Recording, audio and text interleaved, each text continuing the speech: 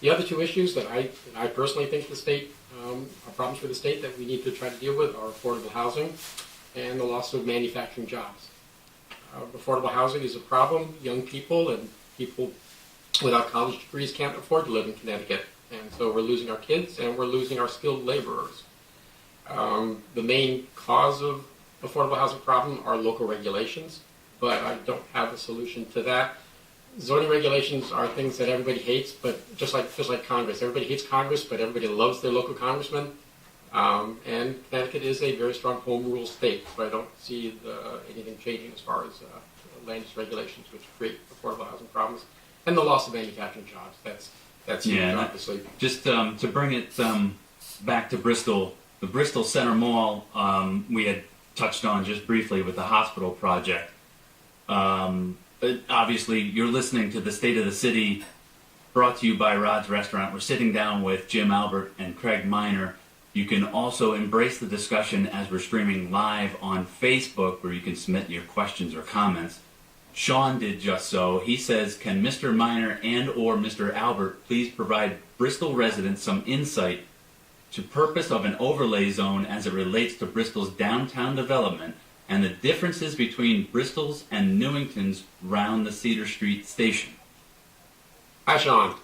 It's a big question. It's a big question. Frankly, I don't really know Bristol's TOD overlay regulation. I know Newington's because I wrote it, but I don't really know Bristol, so I really can't compare the two. But for the audience who doesn't know what overlay means, an overlay zone is a zoning tactic that allows a town to be, or allows a property owner to be more flexible in how they develop a piece of property. The basic zoning regulations still apply, but there are different tweaks, different aspects of development that are allowed for someone in an overlay zone. Well, this is Jim Albert. I am a zoning commissioner here, so I'm familiar with some of the activity, obviously. And our downtown zone was developed quite a number of years ago. As you know, Bristol's had a checkered past with its downtown development. Timing was probably against us in many ways with the previous attempts by Renaissance Downtowns to develop the downtown property where the Center Mall used to be, and other areas. But we do have a downtown zone. It stretches basically from the Elks Club on South Street, all the way up to the Polish Club on North Street.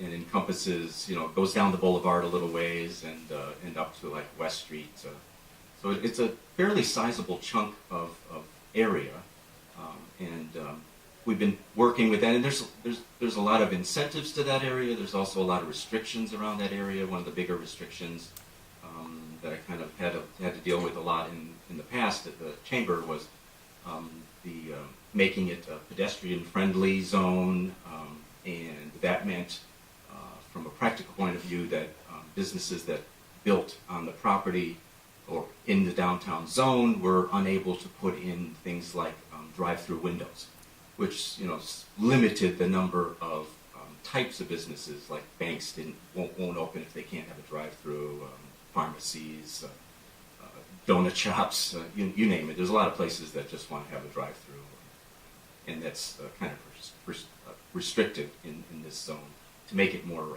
pedestrian friendly. So, but now, as we read in the paper, things are beginning to thaw.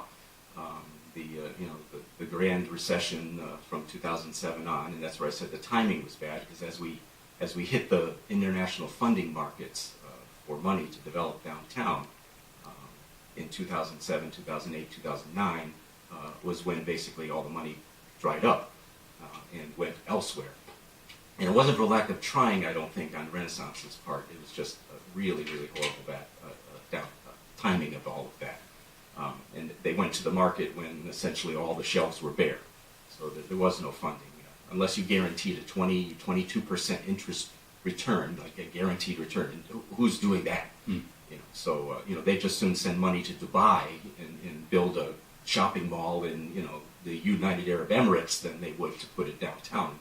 And that's kind of where you're competing. Bristol's not an island in among itself, much like Newington or probably any other town. So you are competing on a global scale now with money that can be moved at the click of a computer, and people are they're looking at it totally different than the local market. Although, as the chamber president, I always argued, I think we have enough money and talent in this area that we don't really need to go to Germany if we don't need to. We could find people who are willing and able to do certain things locally, but Renaissance was not looking in this area. So we were restricted, and now we are starting to thaw, and we're starting to see things from the hospital. I even think with the cuts with the hospital, I think the hospital's still going to move forward with their plans.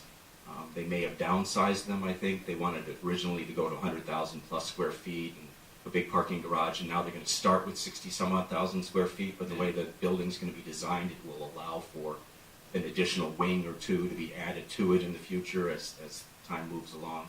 So I'm very happy with the way things that Kirk Barwis and Bristol Hospital are doing.